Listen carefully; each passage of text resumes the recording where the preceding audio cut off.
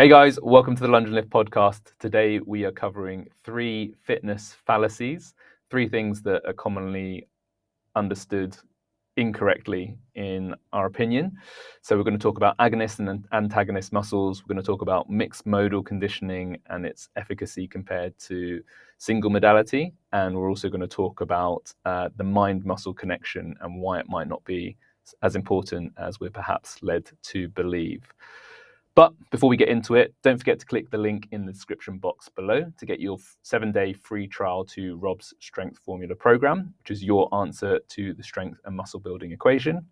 Also, thank you to thetrainingstimulus.com. If you're interested in learning more about movement mechanics as a functional fitness professional or practitioner, please check out the website and download your free guide to movement mechanics.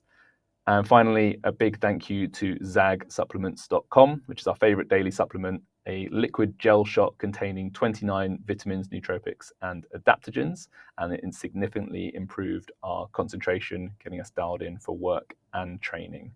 So please check out the website and use our discount code DISCLIFT20 to get 20% off your 2-week trial pack. Right, let's get into it. Ash, how we feeling? You are out in Bali, living the life, and you've decided to cut out caffeine. How are you feeling? I'm feeling pretty sluggish, actually. It's a bit later here than it is there. But 3 days, no coffee. And I thought I got away with it yesterday. I had a great day and probably trained a little bit too much. Didn't sleep quite as much as I'd hoped last night. So a little bit lower on the energy scale than I would typically be, but I'm optimistic that reducing my caffeine will be good for me long term. How long are you looking to kind of cut it out for? I'm going to go probably do at least a couple of weeks. We'll see how I get on with that. If there's anything super important I need to do, then I might have to tap out. But I think hopefully I'm at the trough. I've passed the trough now, so it should be easier. I definitely noticed I slept better the last couple of nights, having had no coffee. But we'll see. I think I really love coffee, so I definitely won't be cutting it out forever. But I do think that I might be able to get more better sleep quality and better rest by not constantly having coffees every single day.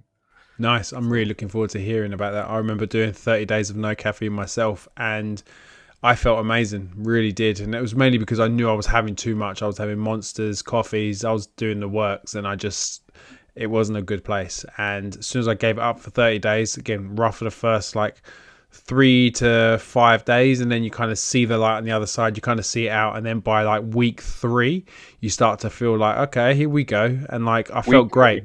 Yeah, well, it's you felt, but by week 3 I think I started to really notice the difference. I was like, okay, I'm feeling good, and I'm not then relying upon anything to give me energy and a stimulant. And then when I started to reintroduce coffee back in, I remember it was a euphoria. It was I had one a flat white, and the session I had was insane, and it was great. And then 1 becomes 2, 2 becomes 3, and then you're back into the groove of caffeine. You're like, oh, here we go. So I mean you've got a perfect opportunity being out in Bali and reduce all stresses and kind of see how you can do. So I'll be really intrigued to kind of see how that goes, and I reckon the listeners also probably be quite curious to know about caffeine, because we are told how good it is for you, and there's so many performance benefits and stuff like that. But I think if you're constantly focusing on these performance benefits and you're not actually thinking about health metrics and thinking, okay, is it actually good for you? And that if you're not using it as a performance enhancement, then do you really need it? It's I did a workout today where I had no caffeine before. It was a massive endurance one. It's 2 hours based, 2.5 hours, and didn't have any caffeine, but I did have basically 1,000 calories of carbohydrates, so 20 grams every 15 minutes, and I felt great. Didn't need the toilet on my run, didn't need anything. I felt great. So did I really? And I didn't. So I didn't have any caffeine at all, and my performance didn't lack at all. So I'm just I'll be curious, really curious. Yeah, I think that's it. Real energy versus perceived energy. I think that's the thing I'm trying to tune into. Yeah, and I think it's important because I guess it's one of those fallacies, right? The things that we seem to all believe that we need caffeine because there's energy drinks, there's this, everything you need to have to kind of get the fire started to train, and you Yeah, forget that training you shouldn't have to be having things to train. It probably means you're exactly. doing too much. So then you're trying to now have to stimulate yourself to get going. So in regards to fitness fallacies, let's get on to Yeah, today's 3 of fitness fallacies that we're going through. And today we've got antagonist muscles need to be the same strength. So that obviously means the front needs to be as strong as the back. pretty much. Yeah. So when we're taught about anatomy and physiology, the one of the common models for relating muscles to one another is you have an agonist and an antagonist. So classic examples would be bicep and tricep. They're on the opposite sides of the arm. The biceps are thought of as elbow flexors, the triceps as elbow extensors, and they work as a happy couple. You know, one contracts, the other relaxes, and vice versa. And we expand this concept to broader parts of the body. So we can think of like push muscles versus pull muscles. Think of chest and back as another opposing pair where, yeah, like you said, one set's on the front, one set's on the back, and they have roughly opposite functions. But roughly is the key word there, in that they don't have directly opposing functions. Um, so it is much more complex than just agonist and antagonist. There are multiple muscles operating on each of our joints, pulling in slightly different directions. So we can't think of it as simple as one muscle's on, the other muscle's off. So that's point number one. The second is that there's a notion that we should train each pattern equally. So we should train push and pull. We should always be looking to try and achieve some sort of balance in our strength in both directions. And I was reflecting on this recently and thinking how much bullshit that is, because there's so many examples in nature and in our human body where that's absolutely not the case. And I think to really illustrate this point, everyone knows the thing, well, hopefully everyone knows the thing about crocodile jaws, in that crocodile jaws are incredibly strong and they can crush bones, snap animals in half when they bite them. But the thing that everyone loves to say about crocodile jaws is that if you hold their mouths closed, they're incredibly weak on opening the jaw. And that's for a very good reason, is that it's an unloaded movement most of the time. That when they're opening their mouth, there's no resistance other than maybe a bit of water. So they don't need to be strong in that direction. However, when they're closing the jaws, they need to be very strong because they need to, yeah, kill, attack, crush prey. So our bodies have evolved to have certain movements that are incredibly strong and other movements that are just necessarily strong. They're just strong enough to get the job done. And we need to appreciate which movements we actually want to be highly force generating in, and which actually aren't that important. And there's probably a lot of examples we go through where we focus on strength ratios of push to pull, hinge to squat, to like hip flexor pull, tibant strength, all these things that we think need to be more proportionate, but these proportions are just totally arbitrary and I think overvalued at the moment. Yeah, no, I know what you mean. However, like, I think it's understanding what your strength is needed for. So, like, for Mm-hmm. instance, if you're needing to be an athlete for a particular sport, you're going to buy certain muscles and certain positions, which means things are going to obviously become a lot stronger than their counter size because they're just not needed. You look at a lot of like basketball players and you look at like their feet and how fucked up they are. Like, I remember seeing some posts recently, just seeing some of these like high performing athletes, and like you see how fucked their feet are, and you're like, they're some of the best, say, jumpers and runners and stuff like that, and you're like, fuck, but look at that. Look at that foot. So like, do you need to have this like perfect moving foot to be able to run the fastest sprint possible? Clearly, like with Usain Bolt, you look at his foot, is like, it's a mess. But it's like, Yeah. when it comes to like the muscles and like, it's it's funny because for me, I like strength ratios because it's a nice way for me to kind of like segment things. Like I like to think, well, if I do one push, I can do a pull. If I'm creating an upper body session for myself, I like to have pretty much push to pull 1-to-1, just because I feel complete when I do that. But understanding that that's not essential for to make sure I'm having a complete program isn't necessarily an issue for me, but it's because I understand that my metric for having a complete program is kind of a 1-to-1 push-pull ratio on most things, because it makes me feel balanced. Yeah. So just let me clarify a little bit further. In terms of strength ratios, I'm talking about things like people might compare their leg extension to their hamstring curl and say, "Oh, I can use 80 kilos on my leg extension, but I can only hamstring curl 30." That's a problem, and it's just totally pulled out their arse as to what the right ratio between knee flexion and extension should be. What we really care about is the output movement. So in how good is your running? How powerful can you be when you're striking somebody in a martial art? Like, what are the actual movements that matter, rather than these arbitrary, isolated strength ratios between certain muscles or certain joint actions, which somebody has said, if your quad to hamstring strength is this ratio, then you're less likely to get injured. And I just I'd like to question how they've come up with that, other than they've maybe spotted a trend with some people that they've worked with. But it's absolutely not a truth. You see so many people who have incredibly varied proportions, almost the same as your point there, and that you see people with all sorts of different foot shapes and types able to perform at a very high level. So that's clearly not the thing that makes you good at the thing. And I've seen so many athletes who are incredibly strong in a deadlift that are very quad dominant. So their quad strength compared to their posterior chain strength would probably be a suboptimal ratio, but they're still pulling high 200s pain free. And are you going to tell them that they need to do some hamstring isolation work when you've got half their deadlift? It's just, I think that's my bugbear with this one. But there's probably an element of coffee withdrawal making me more That's why these three topics come out, because it's like, fuck everything.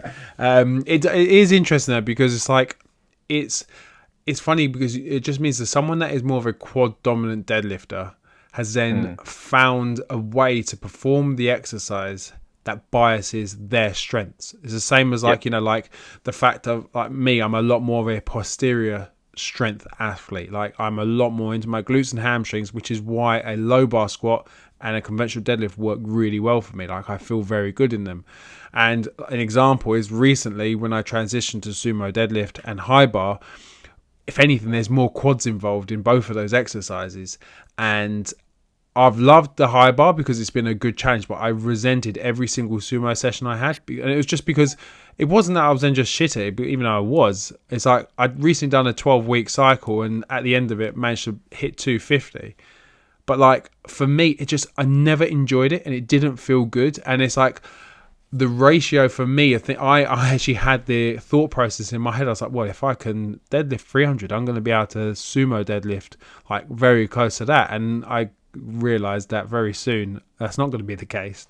But it's interesting because then those ratios, as you said there, someone having extremely strong quads but still having a very good deadlift, vice me, who probably has relatively weak quads compared to hamstrings and glutes, and my squat and my deadlift are completely fine as well. But it's just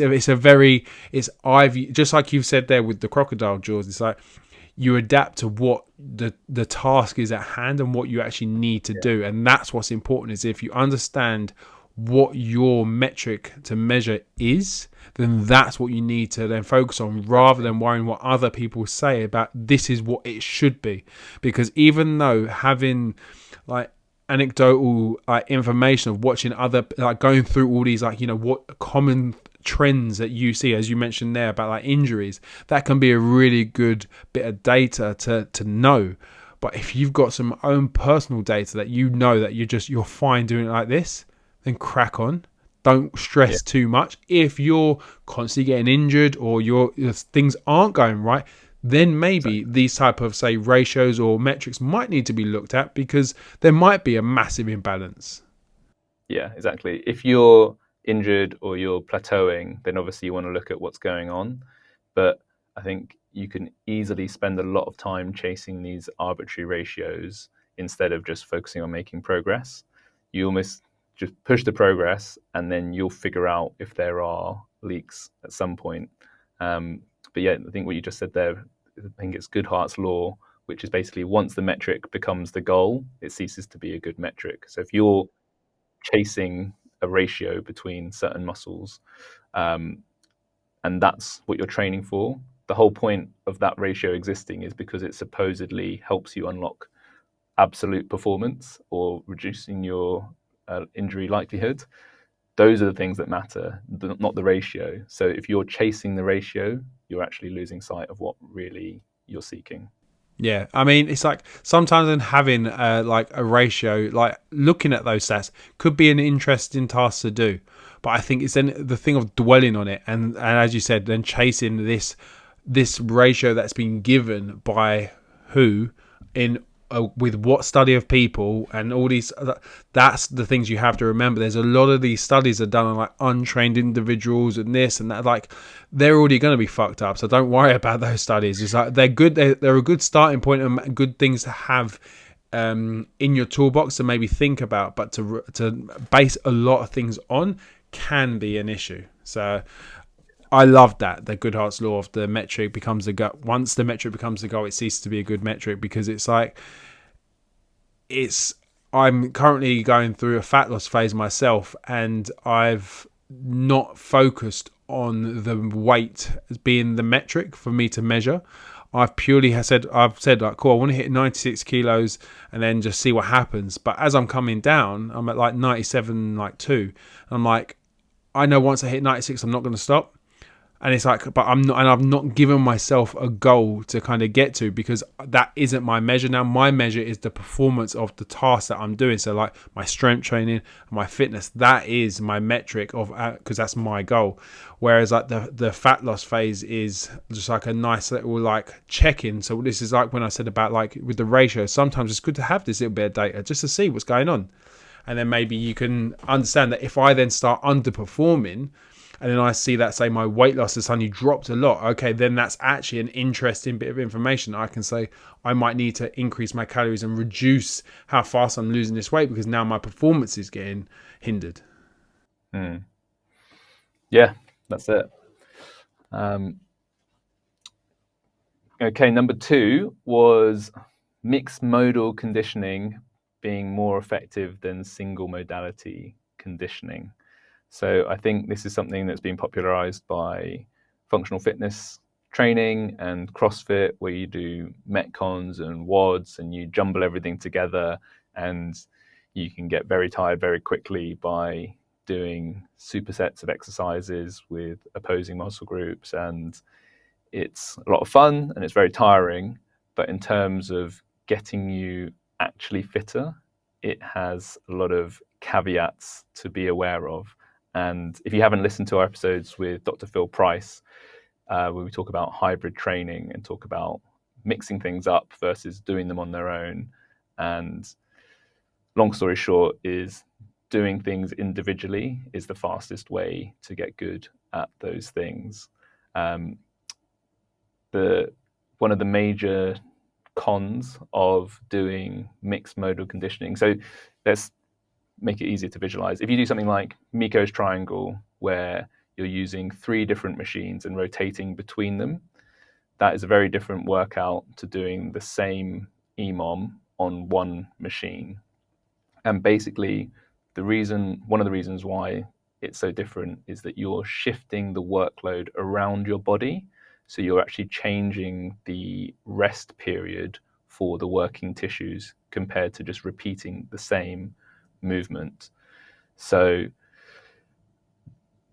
another reference to an old episode, when we had Sean Seal of Upside Strength on to talk about Zone 2, he went into the details of local tissue adaptations, where if you're doing the same modality for your conditioning, because essentially there's less of a break, those muscles, the cells in that area, have to work for the entire duration. That's what stimulates a lot of the adaptation. So if you're taking breaks, if you're shifting the workload to other parts of the body, that stimulus gets lost because those muscles actually get an effective break. So if you are looking for those local tissue adaptations to improve your fitness, you will be missing out on them compared to potentially a more boring session where you're just sat on one machine. So you're telling me all this mixed modal zone 2 stuff I'm doing is all bullshit? It's not bullshit. It's still definitely going to do something for you, but it's not going to do as much as if you were on one machine. Yeah, and I think where I've been doing a lot more triathlon training at the moment is I've noticed exactly that, and it's how, for instance, when I'm training the skills in isolation, so I'm doing, say, intensity on my running, I'm doing intensity on my bike, I'm doing intensity with the skills of swimming, and then when I want to bring them together in like a brick session, I'm doing, say, a longer endurance piece into a shorter, say, steady run. So I'm not necessarily running at race pace post brick. It's more just getting the feeling of transitioning from one skill to the other. Mm-hmm. But I wouldn't necessarily be doing, as like you mentioned earlier, like say 2K bike, 1K run, 2K bike, 1K run, because that's just that's not going to help me. So it's rather than me actually getting better at the skill, which is essentially why I'm combining the exercises, so the mixed modal nature, because I'm trying to get better at the skill of transitioning, is when I'm trying to get better at the particular task. To get better, I do the one thing. Just like when I did the powerlifting, I just did powerlifting with no other stimulation of cardio or anything, and I got good at powerlifting. Yeah. You're not doing supersets from your heavy deadlift doubles and something else, No. are you, right? And I think, Yeah. when we had Casper Vintas on, and he was saying about, resting more, not doing the supersets as much, focusing on just performing the task of the exercise better, Yeah. you probably don't need to do as many exercises and you get a lot more out of it. I took a lot from that podcast, and really, like, my sessions now I've got a lot less stuff in them. I still have a fair amount because it's and I still do supersets and stuff because that's how I like to, it's what I like to, what I enjoy. But the idea of not actually having as much, and then say having like one key exercise as an accessory piece and really nailing that, and then having a bigger rest period rather than doing, say, step ups and RDLs, for instance. So trying to be quads and hamstrings. So that's like the mixed modal nature. I can keep it as just, say, the RDLs and do them very good. And obviously, if we're doing this within the mixed modal conditioning, it's like you're talking about doing, say, like rowing and deadlifts, trying to get better at deadlifting. It's like, well, it's not really going to be the most optimal way at getting better at deadlifting. You will be getting better at the sport of mixing them together. So whether that's functional fitness, CrossFit, whatever, like, you will be getting at the ability to do them both together. So that's when there's a case to obviously be mixing the modalities, because you're trying to improve the skill, just like I mentioned with the brick sessions. But to do just mixed modal training compared to having some single modality training in, I think is a massive hole in people's training methodology, because I understand it might be boring, but it's the boring stuff that makes a difference, right? Because it's the foundations of what helps you access the intensity. Yeah, I think that's the key point. And that if you're trying to get good at any given movement, you've got to get to a stimulation threshold. So you've got to push yourself either through duration, through intensity, through speed, something like that, so that your body is challenged and then asked to adapt. And when you do a mixed modal session, you're adding in more variables, which could be the reason why you can't push harder. So, say on your triathlon example is a great one, because triathlons are essentially one of the simplest mixed modal sports, right? There's 3 disciplines back to back, but they would never do these alternating interval sessions. And why is that? Like, if you're going from a bike into a run, if you're trying to get better at biking, but you're adding in the run, that run in between your bike intervals could be what stops you pushing hard enough to hit that stimulation threshold for the bike, because you're not on the bike for as long, and you're not accumulating the same fatigue in the bike specific tissues because you're shunting blood around slightly by changing the modality. If it was better, triathletes would have been doing this for the longest time, but they haven't. And I think those endurance sports are pretty mature in terms of how sophisticated the training protocols are. There's very little variation in what programs look like because they've been pretty much dialed in to work with human physiology very well. And I think the mixed modal sports have a lot to learn from the way they approach things because they are so precise with how they go about creating physiological adaptation. So yeah, I think it's a big thumbs up for single modality training if that's what your priority is. Big caveat. Yeah, I mean, when this gets me thinking though, and this is on not a slight tangent, but like when CrossFit obviously was introduced, so back in 2010, wasn't it, roughly? Yeah, 2005, 2010, or whenever it was. Yeah, early 2000s, yeah. Early 2000s, I don't remember, but essentially you want to think, so that when we start thinking about like trying to get people in the gym, trying to keep people stimulated, trying to keep people wanting to keep moving, like the endurance stuff, as you said, has been going on for donkeys. You know, people have been doing long runs, endurance bikes, endurance triathlons, essentially. Like they've been around for a long time. So training like this is incredibly monotonous, and it takes a certain type of person to sit on a bike. When you say, using an Ironman as example, you have to do say 180k, I think it is, or something like that, right? So it's a fair amount of time you're on that bike. You're talking about 4 to 5 plus hours biking. So obviously in training you're not necessarily going to be doing say 4 or 5 hours often, but getting close to the race you probably will be trying to accumulate a very similar amount of volume, but then you wouldn't run the marathon afterwards.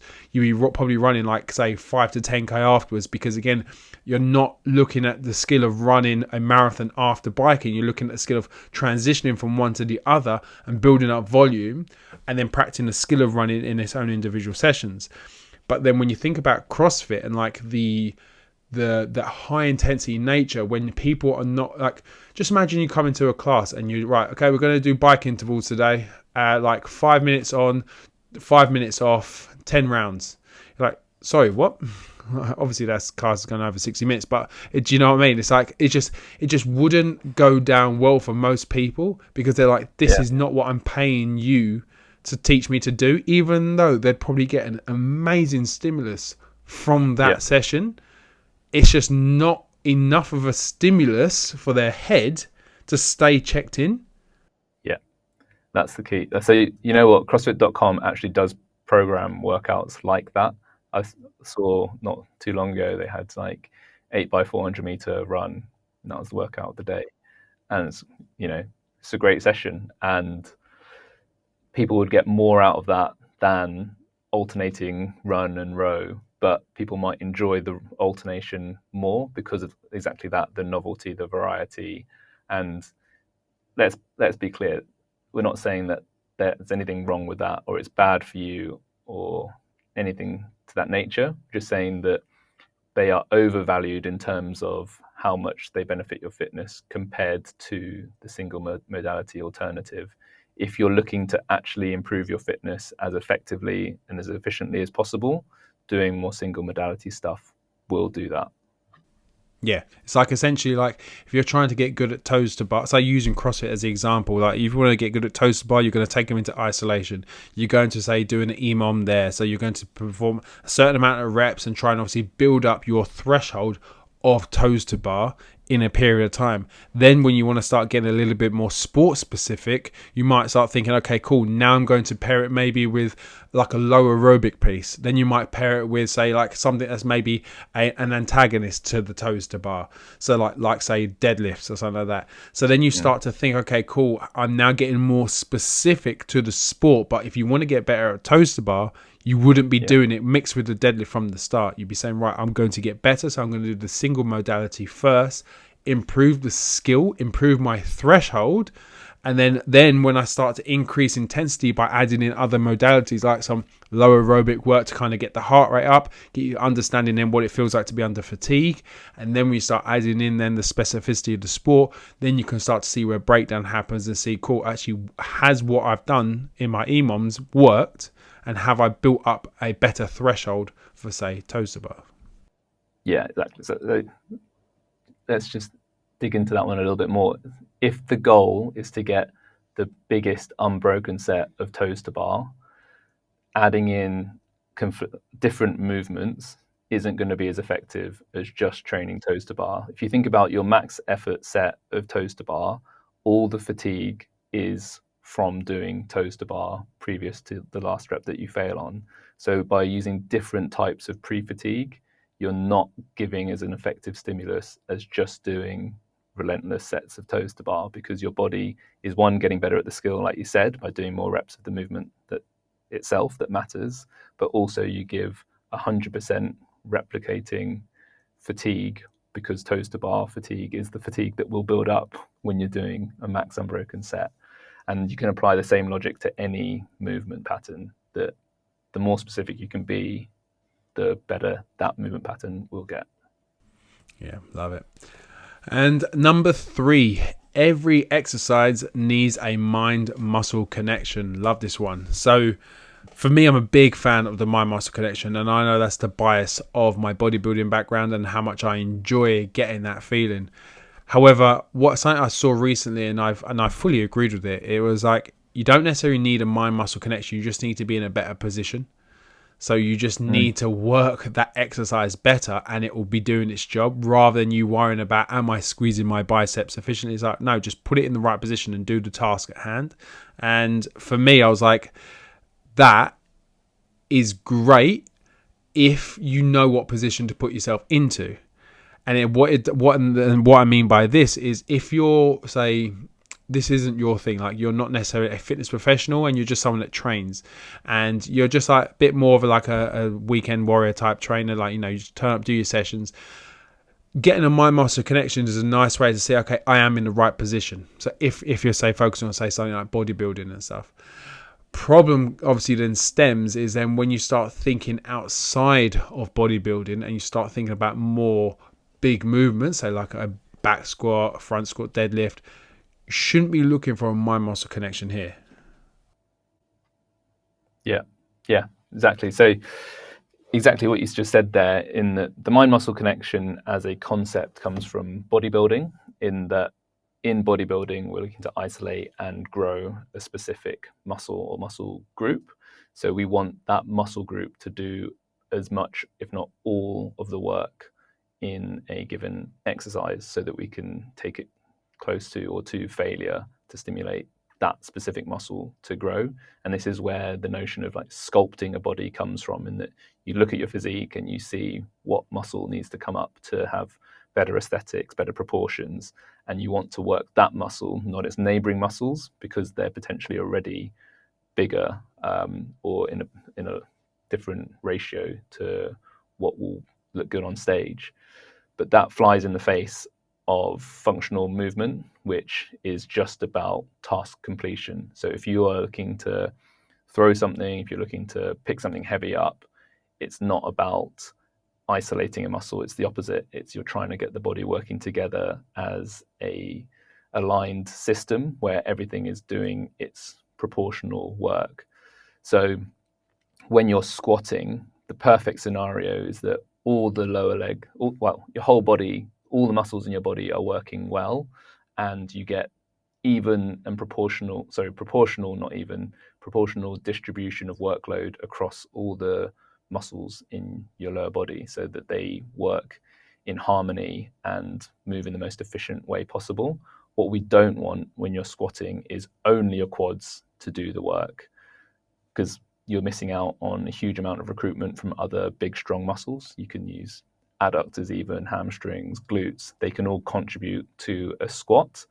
So when we have this mind muscle connection, trying to target specific muscles to do complex multi-joint movements, we actually become less efficient in those patterns by down-regulating contribution from lesser prioritized muscles, like your adductors, for example. We don't want to consciously try to control which muscles do what work. The subconscious is phenomenal at figuring that out. Like you just said, if you put the body in the right position, the right muscles have to fire, because the joints move and take the ends of the muscles away from each other. They, at some point, they have no option but to contract. So with the right setup, anyone can recruit any muscle, and we just need to find that setup for the person to train that movement effectively. Yeah, it's like something you said pre-recording that I liked, and it was you talking about people say they can't feel their glutes, and it's like they'll do a full session. Like I didn't like say I'll do all the Romanians, the hip thrusts, I'll do all the glute exercises, and I just couldn't feel them. I was squeezing as hard as I could, and then they just thought clearly I didn't work them properly, or I got weak glutes, and then the next day they're fucked. They're like, whoa, they're sore, and that just means you might have a poor mind muscle connection, but it doesn't mean they're not doing the task at hand. Because at the end of the day, if you're able to execute the lift of choice that you're doing, your body's going to be doing it properly. You're not going to have zero glutes work. It's just not going to happen, because they're having to stretch, they're having to contract, they're having to do the task that you're executing anyway. So the mind muscle connection can get massively over focused on when it's not a necessary thing to focus on. So like when Ash was saying, and like at the start with bodybuilding, it's very different. Like you're trying to use, say, an adductor machine to work those adductors. So you're actively trying to isolate them essentially to grow that muscle. But for most people that aren't bodybuilders, but like might have some bodybuilding in their day to day, in their training, it can be quite a good thing to have, because it kind of tells you, okay, cool, I'm kind of working a good position. It can be quite a nice endeavor to chase. But to make sure that you say, right, these are my bodybuilding style exercises in my session. This is like my strength or big functional piece that I want to do, where I want the whole body to work as one, and I'm not thinking, all I'm thinking about is the execution of the lift. I'm saying, right, squat or pick it up, like whatever it is, and making sure it's a subconscious thing rather than you focusing on glutes, hamstrings, toe. Yeah, exactly. And again, just to be clear, we're not saying there's never a place for it, and feeling a muscle do work can be really useful information, especially if you're trying to change technique, that you want to get away from certain muscles and into certain muscles, then it is a useful data point for sure. But the statement is not every exercise needs a mind muscle connection. There are plenty of situations where you shouldn't be thinking, you shouldn't be getting into the muscle. You should just be doing the task and focusing on the technique and skill of the movement. There's also another class of exercise, generally around mobilizations and restoring joint motion, where we aren't looking to activate muscles directly. It can be a downstream consequence, but things like getting your spine to articulate better, so improving your side bend or improving your rotation, we're not looking to train a certain muscle. We're looking to actually restore the ability for the bones to move about each other better. And that often will be mid-range for muscles. So because we're not taking a muscle to any significant length, it's not going to feel much stretch. And because we're not looking to work very hard, we're just trying to actually move into a new range of motion, there isn't going to be much work done either. So a lot of people doing these sorts of exercises, it doesn't feel like it's doing anything, because it's not a significant muscular contraction like traditional gym exercises, but that's still okay. It still achieves a lot for our body. Another example of this is foot pronation drills, where we're getting the bones in the feet to articulate better, to spread the foot closer to the floor. A lot of muscles will be stimulated by a pronation, but we're not looking for any one in particular. So we're not necessarily making it a quad exercise, a glute exercise. They will get stimulated from good pronation, but in looking for that mind-muscle connection, you actually can block a good pronation because you are tensing those muscles. You're looking for tension and contraction from them, which actually stops the pronation from happening because it requires relaxation rather than tension. So just, I want to, make everyone aware that sometimes it's great to have a mind-muscle connection, especially in bodybuilding, but a lot of the time it's better to focus on the task you're achieving, and there are a potential other class of exercises where the stimulus is actually more relaxation and bone articulation rather than just stimulating a muscle. Yeah, I mean, for me, when I think about like certain movement mechanics that I would say prescribed by yourself, or like when I say couldn't feel, say, a certain part of my glute, I've always known like squatting, deadlifting, never had any issues. So that my glutes have been doing everything they need to do, but maybe then other joints, other muscles have been working harder than they need to because other ones aren't getting involved. So that's like where I then start to feel, say, my glute med start to pick up a lot more stress because then I did some specific glute med drills to kind of get that activation, get that firing. So then the mind muscle connection actually then become very apparent. But then when you still put me back into the function of a squat, I don't have that feeling anymore. I'm not then feeling the mind muscle connection. I'm just feeling myself performing the lift as I should be. And that was where I felt a really good, like, just not justification, but a good like visualization of the mind muscle connection when it's needed and when it's not. So I was using the mind muscle connection to essentially get something, say, activated and switched on. So then when I put it into its full movement and it's not in a form of isolation, that I then didn't feel it anymore because it was just doing what it was supposed to do. And if I was feeling it in that, I'm doing something very, very wrong. Yeah, exactly. So you can feel the muscle activate in what we might call a micro load in a movement mechanics set, or sort of pyramid set maybe. In building up to do a squat, you might fire up your glute med with some integrated isolation work, is what we'd call it. But then exactly what you say, once you go back into the main movement, the glute med is not the prime mover in a squat, but by it doing more, everything else will feel a bit better for you because of your mechanics. So that's a nice example. Yeah, I mean, something that I remember from the mentorship, and that was that you say is bones move, joints. Bones move, joints feel, and muscles react. And I always like that because it's just it's a very clear, like, if you picture yourself and you look at, say, the skeleton as a whole and just say, like, you break it down, the skeleton first, that's what's moving. Then you got all the joints on top of that, and then you got all the muscles on top of that. And it's when you start to break it in that kind of way, you start to realize that, cool, okay, maybe the mind muscle connection isn't what I'm after. I'm actually trying to get the bones to move in the right plane and the right motion to get the joints to work, to then get the muscles to obviously react accordingly. So exactly, spot on. So the skeleton is really in charge of muscle activation. So when bones move apart, that dictates which muscles lengthen, which dictates which muscles activate. So exactly like you say, if we focus on the bone movement as the priority, then the muscles will take care of themselves. We don't need to try to consciously override really complex movement patterns when our subconscious and anatomy will take care of it for us. beautiful. So I guess a couple of takeaways from today is to not stress too much about both directions of movements being equally strong, as they're just not meant to be, as we've seen from like the nature and Also, just when you think about using like a squat pattern or something like that, you don't want them to be working the same amount as well, because then obviously you wouldn't be moving. So there's a lot of issues there. So just understand that we want things to be in the ratios that they are for you.